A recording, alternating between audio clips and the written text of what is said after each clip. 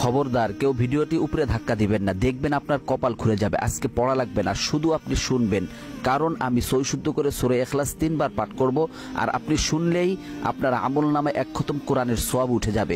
তো চলুন শুরু করা যাক। তো শুরু করার আগে যদি ভিডিওটি ভালো লাগে অবশ্যই চ্যানেলটি সাবস্ক্রাইব, ভিডিওটি লাইক এবং ভিডিওটি শেয়ার করার অনুরোধ করছি।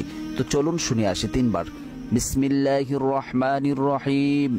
قل هو الله أحد الله الصمد لم يلد ولم يولد ولم يكن له كفوا أحد بسم الله الرحمن الرحيم قل هو الله أحد الله الصمد لم يلد ولم يولد ولم يكن له كفوا أحد بسم الله الرحمن الرحيم قل هو الله أحد الله الصمد لم يلد ولم يولد ولم يكن له কুফুয়ান আহাদ। যারা শুনেছেন তাদের আমলনামায় 1 খতম কোরআনের সওয়াব উঠে গিয়েছে।